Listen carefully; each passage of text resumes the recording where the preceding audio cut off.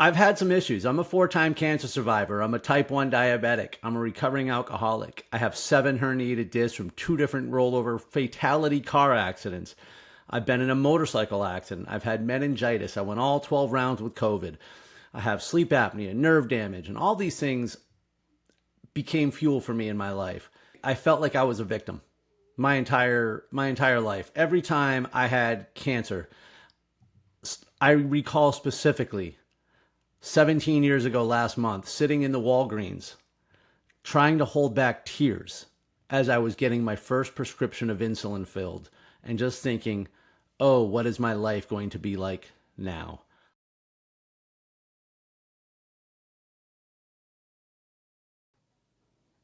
Welcome to Thriving with Diabetes, the podcast where we empower people with type 2 diabetes to live their best lives. I am your host, Gamden, a holistic wellness coach, helping people overcome challenges related to type 2 diabetes. I have dedicated my passion for health and wellness to helping people like you navigate the complexities of diabetes. I believe that with the correct knowledge, mindset, and support, you can manage your health condition effectively and lead a fulfilling life. In this episode of Thriving with Diabetes, we will explore a crucial aspect of health and wellness that intersects with diabetes management.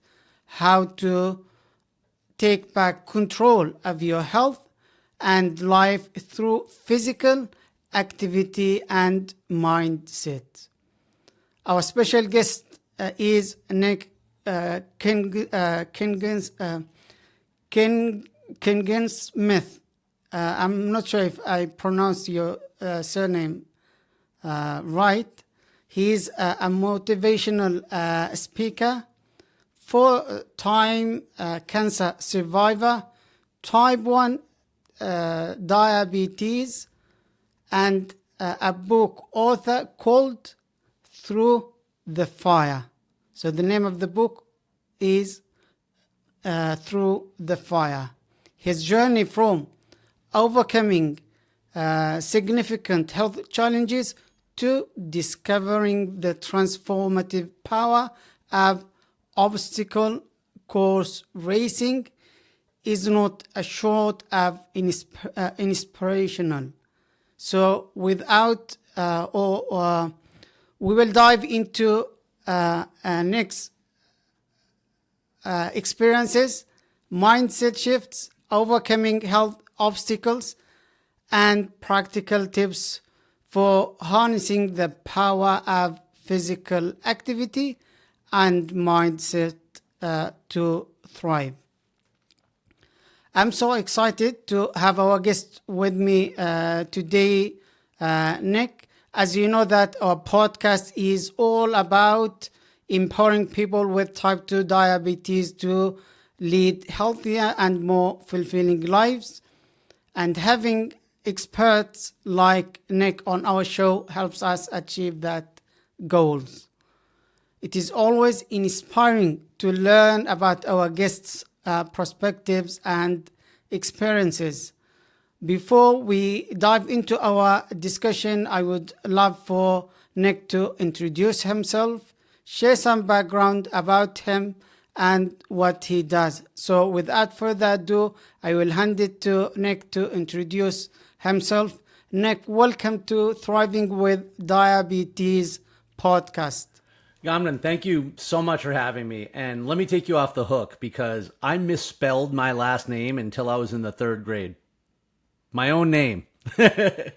So despite overcoming the hardship of having a long last name, I've had some issues. I'm a 4-time cancer survivor. I'm a type 1 diabetic. I'm a recovering alcoholic. I have 7 herniated discs from 2 different rollover fatality car accidents.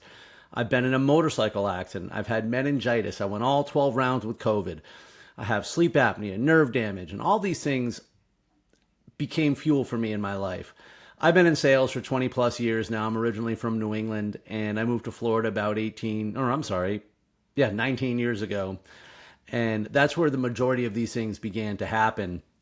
And as I was going through them, I felt like I was a victim my entire life. Every time I had cancer, I recall specifically 17 years ago last month, sitting in the Walgreens, trying to hold back tears as I was getting my first prescription of insulin filled and just thinking, oh, what is my life going to be like now?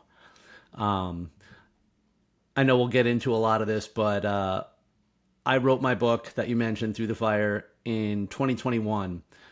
And since then is when I have had this just outpour of overwhelming support and people opening up to me and sharing their stories and their adversity and the challenge they've had with their loved ones. And it really showed me that I have a purpose that I can serve here. And so that's why I've been developing my motivational speaking career over the past 2 years. And recently went off on my own a couple months ago to share these messages of hope and life beyond diagnosis and how we can take control of our own lives. And that ultimately led me to connect with you.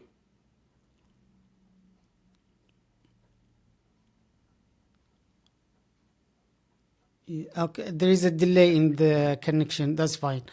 Very interesting story and background that shows the difficulty or the how how the situation was bad, and even that difficult either health conditions or life challenges.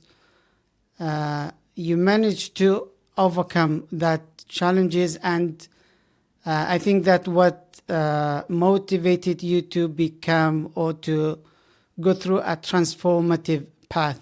So we need to know just the turning point of your health journey. So there were a couple, because when I was first diagnosed with diabetes, I wanted to take control of my diabetes. I changed my diet instantly. And I mean, I made big cuts, small cuts, everything. I used to drink coffee with cream and sugar. I drank it black. I immediately just started making these changes to my life because I just wanted to maintain and live my life. But it really wasn't until October of 2016 that the first thing had sort of occurred to me that it helped me to understand that I hadn't taken control of my life. It put things in perspective for me that I had not overcome diabetes. I had not overcome my adversity. I had only survived it. And that was when my boss walked into my office one day and he said, "Nick, I want you to do a Spartan race with me." I looked at him. No, no, fuck no. For me, an 8 to 10 mile trail race seemed like miserable. And as a diabetic, I was like, how am I going to do that? How am I going to get out there with the technology I need and the supplies that I need? And I just kept putting forth all these excuses about how I didn't want to be that uncomfortable, and I'm crying to myself, I have all these things to deal with. And I went home that night and I thought about it. I already was that uncomfortable because at this point in my life, I had beaten cancer 4 times. I was managing my diabetes. I had been promoted at work. I was in a new relationship with an amazing girl that's my now wife. Everything was going for me. And yet, I was uncomfortable. And I realized that I had not overcome my adversity. I had only survived it. And I needed this catalyst. I needed this challenge, something to push me out, something to push me off the couch, something that I needed to do for myself that I could defy what I had been told that I couldn't do. And I wish I could tell you that just doing one race was all of it, but really it was just one big step, because as I did more and as I adopted more and more positive habits and as I continued to pursue achievement, all the excuses started to wash away. And so I had told you when I first got diagnosed with diabetes, I made these steps to better manage it. But really, I think I was just trying to survive it. By living within the rules of diabetes, I was just trying to be a sort of healthy diabetic. At the same time, I veered away from anything that challenged what I knew about it. And part of that was hard physical activity because I didn't know how I could mount that or how I could do that.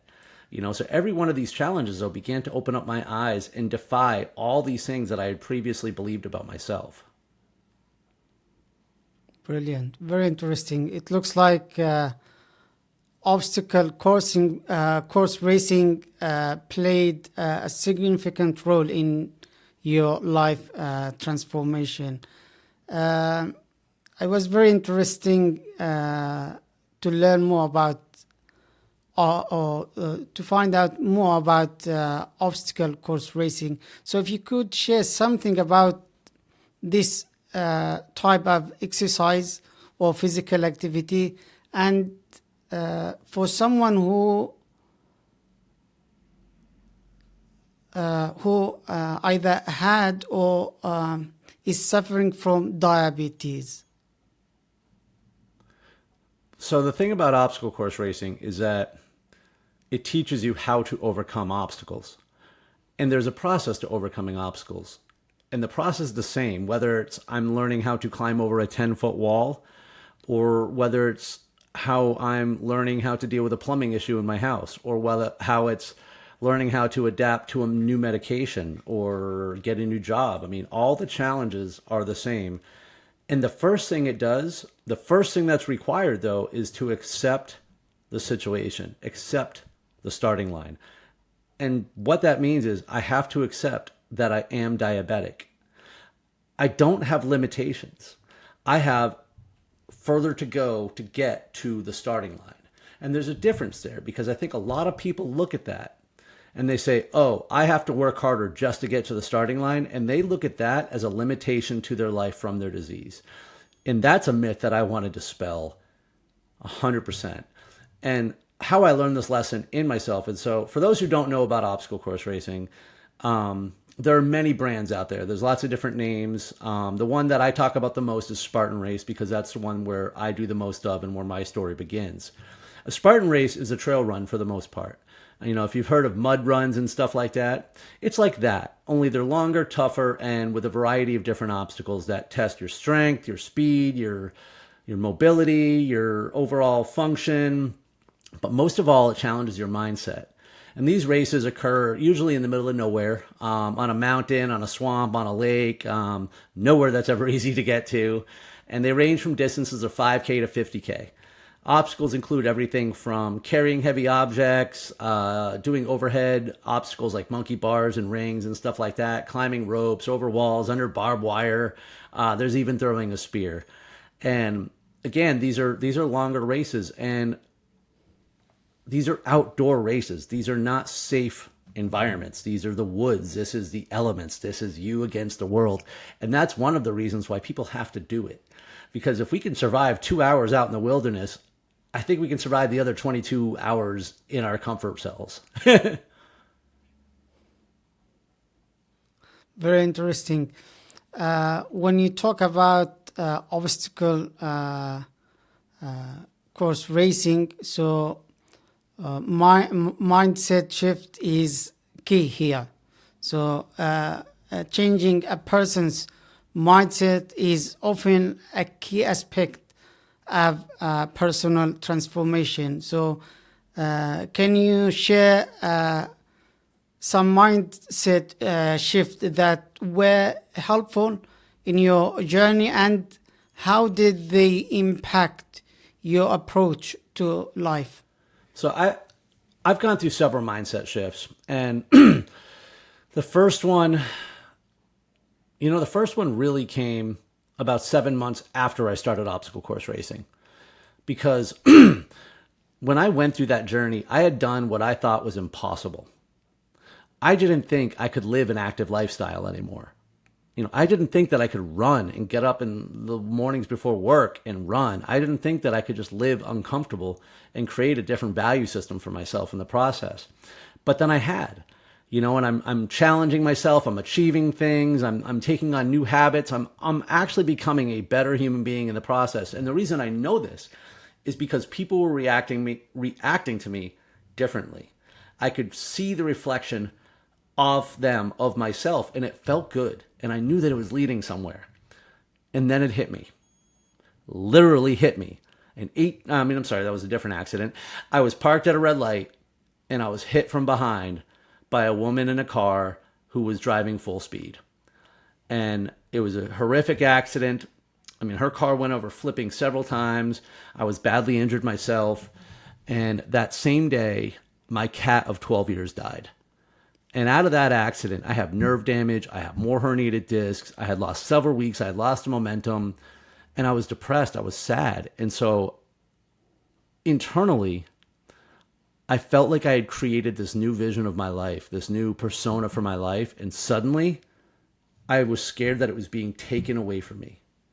And that was the scariest thing. That was the hard thing because, a lot of people like to make these challenges and changes in their life, but then the first time they are met with some sort of resistance, they give up. And I was right there too. I was like, wow, a lot of stuff has happened to me in my life and I made all this progress. But right now, the world's pushing back on me even more. Maybe I'm not supposed to do this. Maybe I should just quit.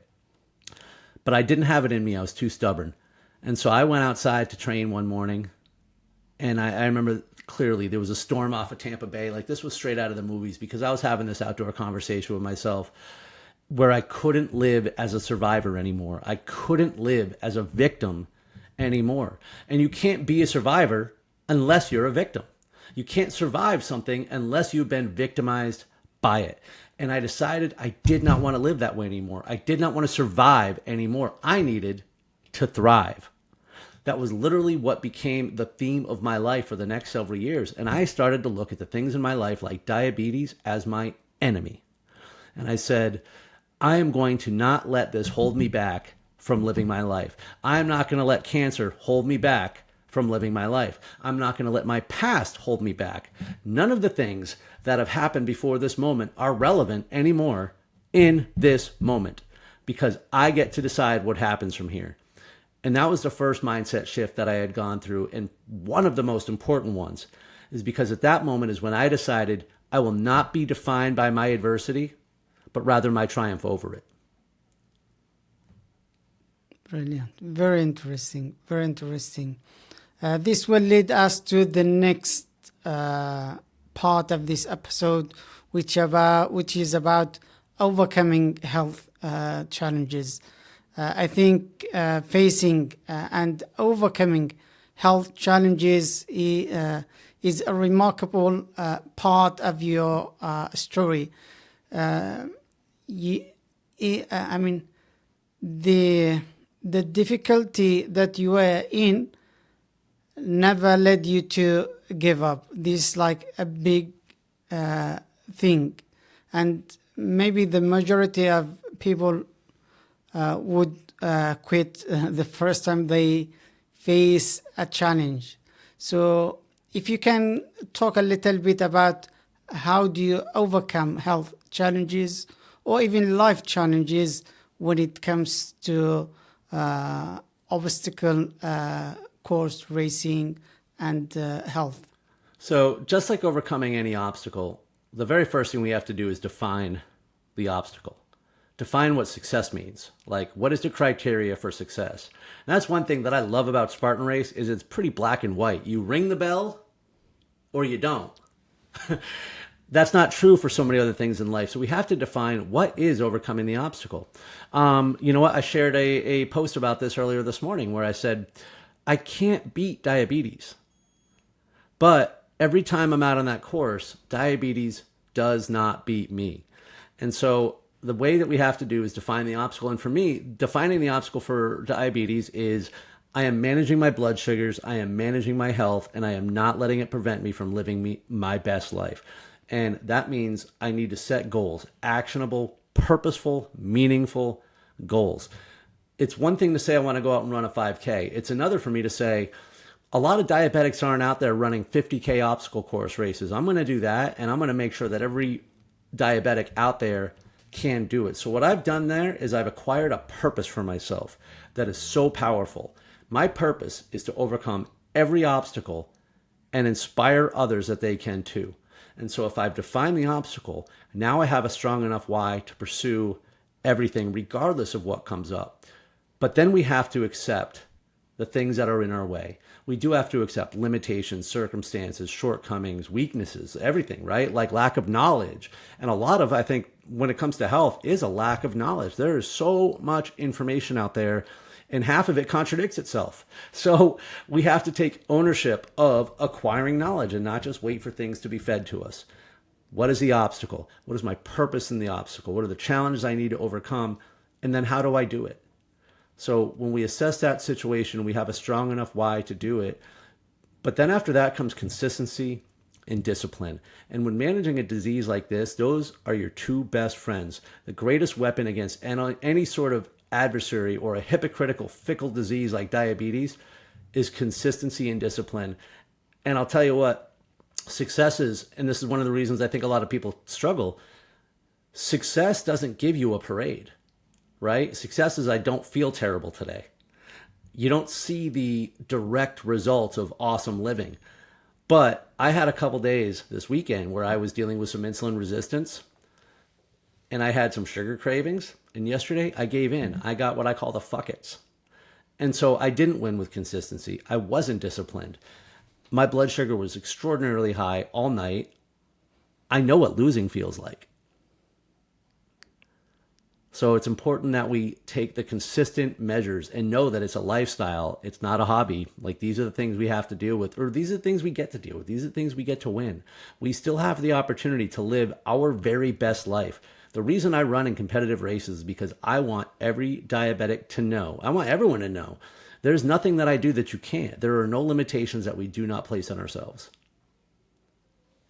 Brilliant. Very interesting. So the first thing is we need to identify the obstacle. Then next we set achievable goals and we'll work on them. So it's a step-by-step process. Is that correct? It is. It absolutely is. And I wouldn't try to look at it at any other way. I mean, if someone right now is just trying to manage their blood sugars throughout day-to-day life, and then someone says, hey, calm down, why don't you come join me for a 12-hour obstacle course race on a mountain somewhere? By the way, we're going to be so remote that if bad things happen, it'll take them a day and a half to get someone to us. Like, no, that's a pretty big jump, right? But is there some reason you can't go do a 5K? Is there some reason you can't figure out how to do that? Spend 35 minutes of your life on the road. I don't care if you're walking it. When we step into the challenge, I didn't jump into a 30-mile race and do hundreds of these. I set out to accomplish one. So for 9 weeks, I focused all my attention, mind, body, and spirit on what do I need to do to overcome the obstacles to achieve one single race. And with that, you acquire a new set of tools. When you learn stuff, you don't unlearn it the next day. And throughout the process, and this is something that's been important to me because I did not get to thrive with diabetes until I had something to thrive over. You know, I was just trying to survive it. But the last several years, I think in 2021, I got the Diabetic Athlete's Handbook Guide to Diabetes. I'm saying the name of that book right, but book wrong. But that, and believe it or not, and this is why I love it when people dump all over social media, Instagram has been my number 2 greatest source of information for diabetes and diabetes management. It's just about who you follow, but to constantly try to learn and then open yourself out there, because this is a massive community. People say diabetes community. They're not messing around. How many diabetics are out there? I bet you know. Like, there's a lot of us, and we can share our experiences and information and just open up our world to do it. That is another huge part of overcoming obstacles, both on the course and in life, is building that community and building that resilient community where we can share information and thrive off one another's successes. Very interesting. Thank you for sharing that great insight. I believe that you are or you have a resilience in your journey. So my question is, how has resilience played a fundamental role in your ability to face and overcome adversity? So I'm going to say this different than you might expect. It has not. Resilience is not the cause. Resilience is the goal. I wasn't born resilient. I don't do what I do. I don't overcome these things because I'm resilient. I'm resilient because I overcome these things. I'm resilient because I go through these things. I started this conversation by telling you at 27 years old, I was weeping in public because I was going to have to change my life and take medication and stop taking sugar and wah, wah, wah. That's not resilient, right? Like, I wanted sympathy. I wanted hugs. I wanted it not to be true. That's just me begging for the pain to stop. I wasn't born resilient. None of us are born resilient. We have to go through hard things in order to get through hard things. You know, like I was on a diabetes podcast a couple of years ago, and he asked me at the end, he goes, would I rather have gotten it now or as a child? And there's a double-edged sword to that, right? Because right now I have all the tech available to me that I would not have had 30, 40 years ago. But I would have had 30 years of practice by now. And so, you know, for those listening, especially for those with new diagnosis or new changes in their life, it's when you do tough things, you get tougher. When you do things that require you to be strong, you get stronger. We have them internally. We do, you know, but I mean, it's not like I had all the 15 things happen to me at once. I mean, this has been building up for a very long time. And so I guess my advice would be, do not shy away from the challenge. You know, that was 2007 when I was diagnosed with diabetes. It was 2017 until I decided I was going to be in charge. That's 10 years where I was letting diabetes make the decisions in my life. I wasn't born resilient at first. I was trying to avoid the pain and punishment of being a bad diabetic. I don't try to avoid pain anymore. Yeah, very interesting. But what I can see, I see you are a resilient, you are a strong. That's why, because when someone hear what you are saying, is not an easy things to go through. So I can see a sort of resilience within you. Well, it's there now. I'm just saying it wasn't there to begin with. We have to build these things up. Yeah, yeah. Very interesting, yeah. But it's a key concept to overcome challenges either related to health or life. Yeah, absolutely. I mean, And a resilient mind it's one of the most powerful things we can have. I mean, the thing is, diabetes it's good because it's black and white, but life isn't. Life isn't. You know, people are going to die today. People are going to lose their jobs today. People are going to have all these unexpected things happen today. Some of them are going things for the first time. You know, I lost my job in October. The very next morning, I told the world I was going to be a motivational speaker because I knew what my purpose was already. And purpose alignment, having a strong why is more important than anything. Because without number one, there is number two. And you can stand on your head in a fire pit if you're doing it for the right reason. So that's one way that we are constantly building resilience is we have to have a reason to go forward. You know, I have quit a race before, but not many.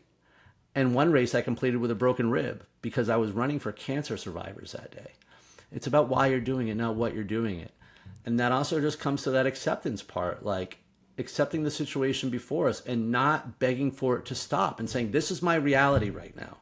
You know, I'm on fire. Now what do I do? What are my priorities and discipline? What are the things I'm trying to achieve? You know, then what are the things I have to overcome? How do I remain adaptable and pliable? Ultimately, how do I maintain a self-belief that there is a better way? yeah, very interesting. Thank you for sharing that great information and insight as well. Let's talk about the connection between physical and mental wellness as a key aspect of your journey. So how did you find a balance between the two for overall health and wellness? You know, first I would say this, it's not a balance. I don't believe there's a balance of mental and physical because physical endurance training is mental endurance training. You know, when we're physically sick, it's a good chance that we're mentally sick. We need to take care of our mental aspect as well. A lot of the things that we're able to do, though, I look at it like this. We only have so much mental stamina in the course of every day, right? And we need to be able to make good and healthy decisions for ourselves. So what we need to do is prioritize the decisions that we make for ourselves. So I'm big on priorities and goal setting. I think it's important that the actions that you take throughout the course of the day, for me, when they're mapped out, is less I have to think about, less I have to stress about. When there is less distractions that I allow for, there's less emotional moments because my day is already logically and mentally structured and planned out. Why are these things important? Because they decrease and reduce stress and anxiety, which are a poison for every single one of us. When I'm intentional about my exercise and workouts, not only do I have just sort of this vibrance and energy throughout the course of the day, but my body's actually going to respond better. Again, I'm going to get better rest. I'm going to be able to handle better stress. Everything like this comes in small increments. I talk about physical endurance training as mental endurance training because if I'm going out for a 20-mile run, the first 5 miles are easy. The next 5 miles might suck. The next 10 miles are mental. And if I can be out there just enduring a sufferfest in 120-degree weather, right? It's not like I'm running fast. All I'm doing is learning how to suffer mentally for a while longer. And not for nothing, that helps me if I'm in a bad meeting, that helps me when I'm getting bad news, that helps me when I'm in physical pain, right? All these things help you with your mental response. Our mind responds to how we treat our body, which is ironic that it's our mind that is making the decisions for our body. So people don't have to go on like major health kicks either. I think it's about incremental changes that can make incremental improvements. And I tell this to people all the time. If you were to make one change for yourself, one for your health, drink more water. Just start there. Like, go ahead, add one more glass per day than you're getting right now, and you will literally be changing your life. Very interesting. Thank you for sharing that. I am interested in hearing something about your book, Through the Fire. But before that, it will be great if you can share some practical tips for our viewers and listeners for someone who wants to get started with obstacle course racing, maybe for someone like me. All right, this part's easy. This is my favorite. Number 1, SpartanRace.com. Find a race, sign up. I'm waiting. Because that's number 1, and that's where most people fail. Because most people tell me what you just said. Even someone like me, what would I do? You sign up. Well, I have to train. No, you sign up, commit, and then we train. If you tell yourself that you have to wait until you get into some sort of shape or something before you take action, you're never going to take action. Number 1 is commit. And then whether it be a Spartan race or any sort of goal, is you have to commit to the goal. And then build up your tribe. Get accountability about it. Tell people, I am doing this. Would you do it with me? Hey, here's my training. If anybody, yourself or anybody else listening to this, hit me up on Instagram and use the hashtag SweatCheck because it's an accountability community. Are you putting the work in that gets us there? And then you can go ahead, once you've signed up for a race, created a system of accountability. Now we need a plan. Now we need a training plan. And this part is critical because you can get plans from anywhere. You can create one on your own. You can get a trainer or whatever. I use a couple different training plans. One's from a marathon training book, another one from a Navy SEALs training book. But the thing about having a plan is when it's set out, there is no room for feelings in your plan. The plan doesn't give a shit about the weather. The plan didn't ask me what my blood sugars were while I was trying to sleep. The plan didn't tell me about my attitude or if I'm nervous or scared or worry about money or what's going to happen with this. The plan just says do the work, which is vitally important for anyone looking to get started on anything in their journey. And this also goes back to the mental health part, because when you have a plan, you don't need to exhaust your mental health on it throughout the course of the day. You have to remain adaptable, right? If my house catches on fire this afternoon, I'm going to have to make some changes to it. But besides that, there's no time for me to be scared or make dumb decisions. So create your plan for however long out and then execute. Don't be afraid to review, whether it be daily, hourly, monthly. Did I do this? What's working for me? What's not? But don't make hasty decisions, because what ends up happening is we start making these minor course corrections based on how we feel, and then we end up veering way off course. So commit, accountability, make a plan, take the first action, review, assess, repeat. Very, very interesting. Thank you for sharing your tips and advice for someone who wants to get started with obstacle course racing. I was going to ask you about one thing regarding that. Is there an age limit? So if you are like over 50, you cannot do it if you are something like that? Oh, God, no. There's a man, his name is Monty Montgomery. He's an absolute badass. He's 97, I think, this year. Maybe he was 93, whatever. He's between 93 and 97. And he is out there getting it done. He does races every year. He goes out with a crew called Operation Enduring Warrior, but he literally will slap away your hand if you try to help him. Another one of my good friends, Paula Chance, he's going to be 83 this year. He's done more than 100 races more than I have. So no, there's absolutely no age limit. And that's one thing that I love about this sport, because I played competitive beach volleyball for a long time. And as a 44-year-old, I would age out, right? Because you're going to be competing against a 22-year-old kid out of UCLA every year, no matter what. In the sport of obstacle course racing, there is elites in, the professional division. But beyond that, you're racing against people in your age group. And so as far as I'm concerned, will I be doing this for the next 50 years? I don't know. I don't know. There might be another phase of my life, another thing of interest that comes into play. But if I quit doing this, it's only going to be because I start doing something else. There's nothing but runway here. And there's no minimum requirement for success as far as, you don't have to run it so fast. There are people who can help you out on the course. Just like in life, you can achieve a lot of badass stuff when you allow other people into your circle to help you do it. Brilliant. Thank you for sharing that as well. Let's talk a little bit about your book. If you can give us an introduction about it and some key points that people can take away. Absolutely. The book is called Through the Fire, the story of the 4-time cancer survivor, type 1 diabetic, and recovering alcoholic who became an obstacle course racer and defied it all. It is on Amazon, and it chronicles my journey. It really chronicles my journey from a low-bottom drunk to becoming an obstacle course racer.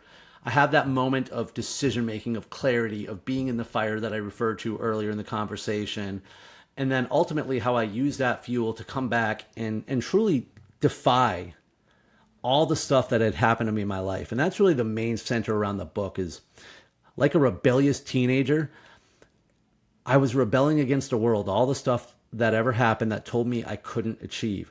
And I was slowly letting go of all the things in my mind that had held me back, all the resentments and selfish behaviors and all the self-limiting beliefs. And I just started chasing something that was bigger than me. I felt like it had, a bigger purpose. And so I talk about that a lot in the book, and there's a progression of my mindset, because we do talk about the first time, how I was scared when I got cancer, and how I was angry the second time, and how I was relieved the third time, because I was well into the throes of my alcoholism then, and I wanted an excuse to get drunk. And well, cancer was a pretty good one. When I talk about how empty and just ready to die I was when I got cancer the fourth time. So that's why I tell you that throughout that journey, I hadn't even realized that I had not overcome my adversity. I had only survived it. And then it was throughout the courses of racing and throughout the challenges and throughout just being met with my fears of snakes and heights and hard effort, and then constantly overcoming these things and then facing an injury and all of a sudden moving forward anyways, when just 3 years before that, I quit playing volleyball because of a sore shoulder. So you could tell there's a mindset shift when I'm running races with broken ribs, and yet just a couple years before that, I wouldn't do something that I was passionate about because I was sore. And so these are the lessons and the takeaways that I want people to see in the book, because it's relatable, and I just share a bunch of relatable stories from my life and the perspectives and lessons that I've learned along the way. Brilliant. Thank you for sharing your I mean, the introduction about your book and some key takeaways. And you mentioned it's available on Amazon if someone wants to get that book. So the name of the book, Through the Fire. I have got another question before we finish this episode. What inspiring message or advice would you like to leave with our audience, specifically for those who are struggling with type 2 diabetes? You know, I love the name of your show, Thriving with Diabetes, right? Here's the thing. We only struggle to maintain our diabetes when our goal is to maintain our diabetes. Set a big, scary goal. Sign up for a marathon. Sign up for something that your doctor says you shouldn't do. Do something big with yourself, because we can't thrive with diabetes unless we can thrive without it. So we have to thrive in one way, form, or another. And I'll tell you what, managing my diabetes was never a big enough purpose. Just, being in better health was never a big enough why for me to make the decisions and changes that I needed in my life. I needed a big goal. And I can tell you all day that you are only limited by your own limitations. But until you go out and seek some adversity, until you go out and find that starting line, you're never going to believe me. So go jump in the fire. That's it. Pick a fight. Go get in a race. Do something that you feel is dangerous. Literally scare the shit out of yourself and redefine the space that you live in. Brilliant. Thank you for sharing your inspiring message. How can people find you if they want to get in touch or learn more about you and what you do? I am everywhere on the internet at Stride Motivation, STRIDE Motivation. That's on all social media platforms, or on my name on LinkedIn. I am available for speaking engagements. We are looking into March right now, March and April.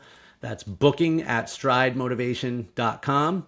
Through the Fire is available on Amazon, and by the end of March, Selling Inspired, Unleashing Your Warrior Mindset for Sales Professionals will be joining it, also available on Amazon. Brilliant. Thank you for sharing your contact information. I'm going to leave your contact information, the links, your website in the show notes as well. Is there anything else you want to say before we wrap up this episode? Absolutely. Live inspired. All right. We have this saying, the way that you turn it from being a victim to a victor is we use it to help others. Nothing inspires progress like progress. So we have this thing. There's no victims to it. Overcome it. Share your successes. Inspire others to do the same. And you take back control over your life. And then we thrive in life. Brilliant. Thank you, Nick, for all the information. Thank you. First and foremost, I would like to express my sincere gratitude for our amazing guest, Nick, for generously sharing his expertise, insights, and time with us today. Your contribution has truly elevated this episode, and I deeply appreciate the information you have provided. I want also to thank every one of you, our dedicated viewers and listeners, for being a part of this episode. If you are looking for additional guidance and support on your health journey, I encourage you to book a discovery call with me at wellnessimpact.org. During this call, we can discuss your needs and explore any needs that you or challenges that you face, to stay up to date for upcoming episode and empowering discussion, practical tips. Make sure to subscribe to our YouTube channel.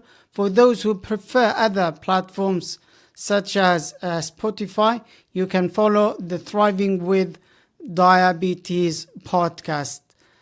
Once again, thank you, Nick, for being our guest today. Thank you, everyone, for being a part of this impactful journey. Until next time, take care of your health and keep thriving.